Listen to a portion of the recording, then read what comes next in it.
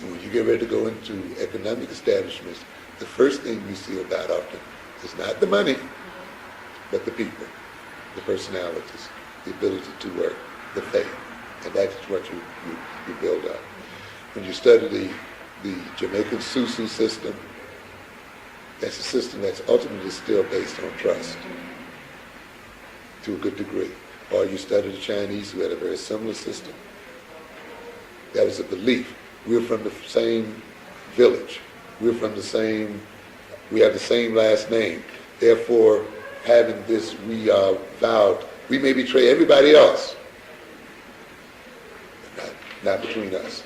And you work that thing up. That's why it's very important now to see, like Sister Donna is into initiation rites. Very important, because it is through rites. A rite is an education, and it is also the provision of experiences, so that when people get through with that education and that experience, they become attached to each other in a way that works for them in many different ways. You see, the thing that used to puzzle me a lot was tribalism in Africa. I know people hate to use that term, but what I always ask myself, how is it that you can build such loyalty into people who obviously are of the same ethnic root, but who can look at each other almost as if they are complete different people? Where Yoruba looks at an Igbo like we would look at a white person almost, sometimes, And that used to get to me. And to me, that's an important question you need to answer in Hunter College.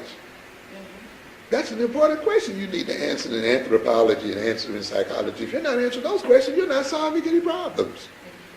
What is the psychology such that you get these people who will literally destroy each other and have a hell of a time putting the nation together?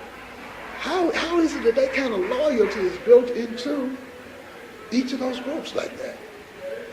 And a part of my looking at that question made me look at initiation, see, and training. How is it that these Africans can train that kind of intense loyalty such that the person is identified more by his tribe than he is by his individual person?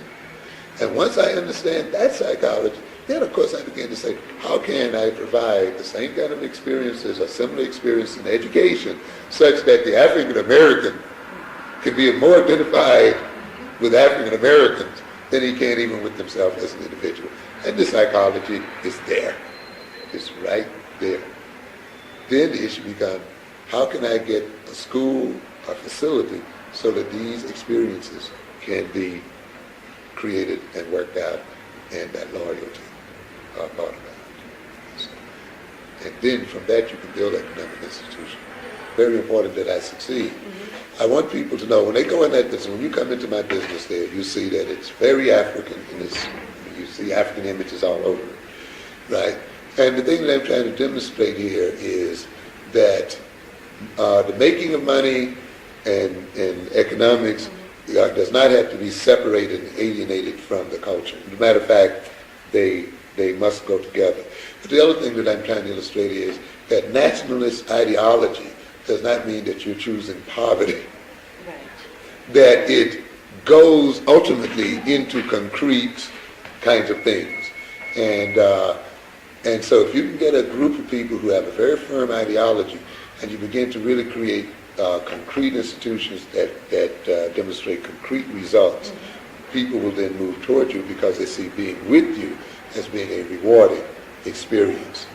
And in that instance, you can even create a secular situation.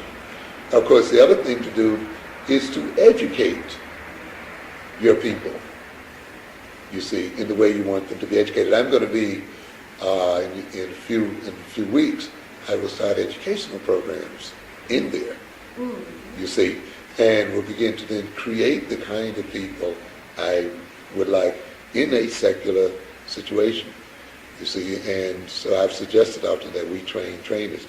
We should get together, indoctrinate the people into the ideology, build their loyalty through emotional connections and relationships, and this way, and then of course send them out to train and indoctrinate further people. It's difficult work, but it can be done, and it has to be done.